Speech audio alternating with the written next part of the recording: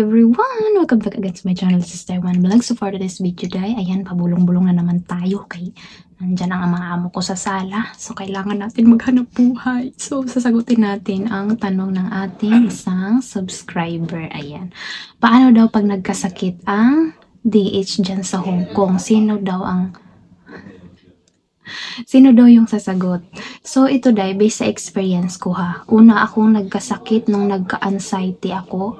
So, pina-check up naman nila ako. Then, sila yung nagbayad. Ay, ano din pala, meron tayong insurance. Ayan, meron tayong insurance. Yung ibang amo kinukuhang insurance na full. Yung iba half. Ang akin ay 2/3. 2/3 sa akin. Bakit ko alam? Nung nagpabunot ako ng ipinday, may sira akong 3 ngipin, yung wisdom tooth ko sira. Then, yung dalawa nabunot sa public, wala akong binayaran, pumila lang ako. Then, yung isa hindi nabunot. So, no choice, kailangan nang bunutin dito sa clinic ng private. So, ang magkano ang nabayaran ko ay 3,350 ba yun? So, hindi pa kompyutado kung magkano yung babayaran ko doon, yung share ko doon. Kasi ibabawas ng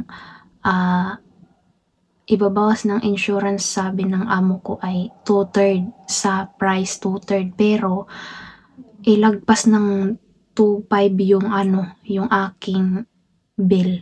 So baka ang explain ni amo sa akin dati, pag lumagpas daw ng lagpas ng 2,500, hindi ko clear masyado yun, malalaman ko next this month or next month pag dumating na yung papel galing sa ating insurance. So malalaman ko kung magkano talaga babayaran ko dapat doon sa 3,300 na yun.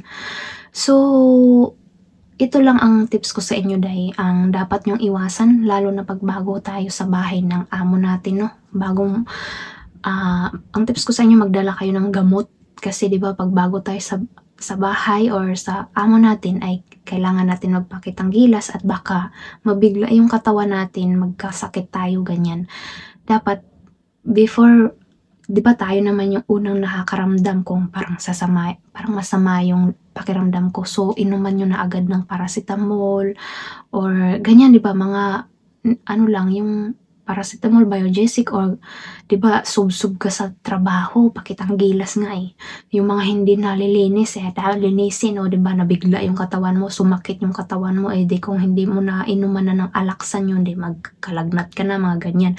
So, iwasan natin na sa unang araw or week or buwan na magkasakit. Kasi parang syempre on first month, second, third, observation tayo nun eh. So bawal tayo magkasakit niyan dahil bawal. So no choice kung diba? So dapat meron tayong pang sangga doon. So ako ganun ang ginawa ko dahil nagdala talaga ako ng mga alaksan. Ayan, alaksan, biogesic, Rexidol. Yung Rexidol yung lagi kong iniinom kasi sabi ng biyanan ko ay dalabinat na siya. So, bagong panganak lang din ako that time kasi 6 month lang yung anak ko nung nag-apply ako. Then, pag alis ko ay 10 months, kati 10 months. So, Rexidol yung aking iniinom lagi. So, yun. Kasi iwasan din natin, no?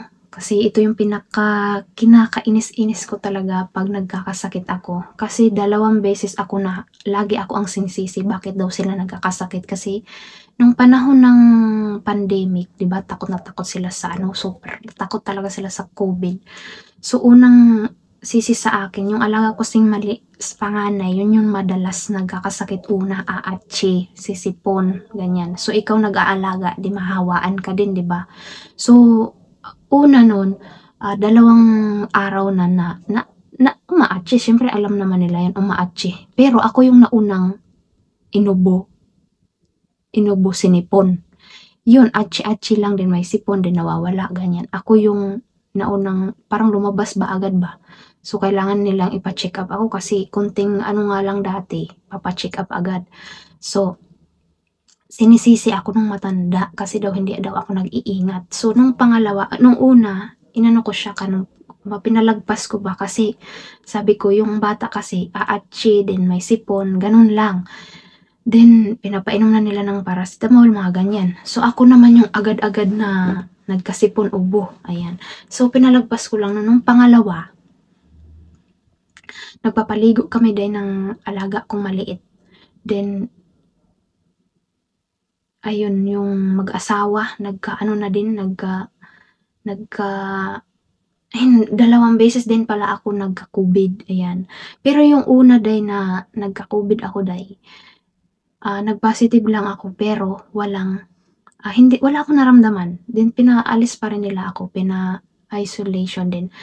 Nung pangalawa, ayun meron na nga akong naramdaman. Buti na lang, yun na lang ang pinagsalamat ko kasi nag-positive ako so meaning may COVID ako. Hindi sila nahawaan lahat. Naku po, grabe yung takot ko kung nahawaan ko sila kasi ako talaga yung unang sisisihin talaga kasi ako yung unang nagka-COVID din, magkaka-COVID sila. So, awa ni Lord hindi sila nagka-COVID, may alaga pa akong bata.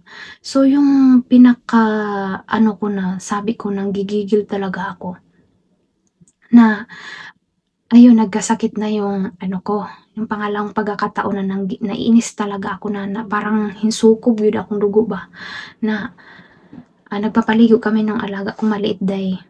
Then, yung amo kong dalawa,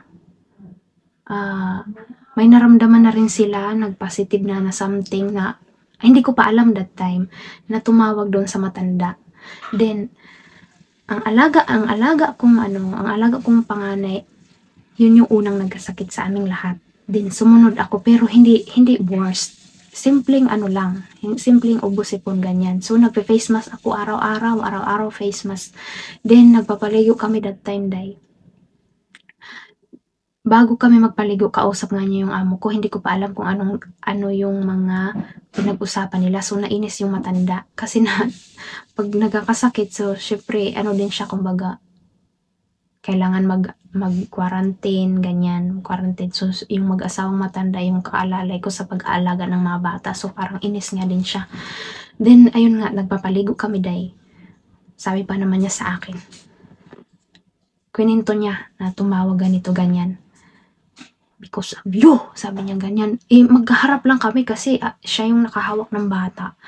Then, siya nakahawak ng bata, ako yung nagsasabon. So, nung parang inano niya ba sa mukha ko na, dahil sa'yo. Sabi ko, ako lagi? Hindi ba kayo pwedeng ako ba yung, parang isip ko lang ba? Sabi ko, hindi ko kasi masalita ng English, di ba? Parang, ano ba yung sinabi ko? Pero ang sukob yun akong dugo ato day. Sa isip-isip ko, ano ba ako dito? Bakterya? Bakterya ba ako dito pag tuwing nagkakasakit kayo? Lagi ako ang nasisisi. Ganyan niya ako. So, hindi ko talaga siya, parang nag-attitude na din ako that time. Nanggigil talaga ako kasi, alam mo yung pinagmumukha talaga sa akin. Papaligo kami nun. Then, hindi naman ako yung unang nagkasakit nun. Nung una din, hindi naman ako ang una. Siyempre, ikaw nag-aalaga, so mahahawa ka talaga. So, kaya ngayon, day, mula noon na, because of you, ginaganyan-ganyan niya ako. Pinipilit ko talaga na hindi ako ang unang magkasakit. Kaya dati inaasa ko sa kanila yung yung pangkarat ba ng lalamunan. Ngayon hindi. Pag alam ko parang nanunuyo lalamunan ko, bumili na ako, nag-stock na ako ng Strepsil. Ay nag-stock na ako. Hindi pwede na ako ang maunang magkasakit. So ngayon nga dahil meron nga akong masama nga pakiramdam ko pero sila nauna yung panganay ko, naramdaman ko na parang masama ang pakiramdam ng alaga kong panganay kasi atchi ng atchi. Then yung bunso atchi ng atchi. Yung mag-asawa din pala meron. Pero hindi sila nagmamas. Then, kinabukasan, tinanong ako kung kasi umatchi-atchi ako dito sa kwarto ko. Kinabukasan, tinanong ako ng amo ko kung okay ba daw ako. Sabi ko, nag-atchi-atchi na din ako. So, ang ginawa nila, hindi na nila ako pina-check up. Sila pala, nagpa-check up na sila mag-asawa. Silang dalawa. So, may gamot na silang iniinom. So, ang ginawa na lang ng amo ko, tinanong ako kung ano yung symptoms ko. So, same naman daw sa kanila. So, ang gamot nila, bumili sila ng additional din, binigay sa akin. Yun din yung iniinom ko. Pero okay naman. Hindi naman tumuloy-tuloy yung aking pagkakarat din yung nahinog agad yung aking, nag-dry agad yung aking lalamunan. Hindi na natuloy.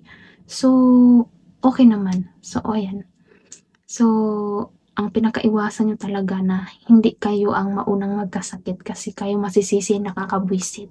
Na parang bang ikaw yung nagdadala ng virus sa kanila, 'di ba? Bakit hindi ba sila pwede magdala? Hindi ba sila tao, 'di ba?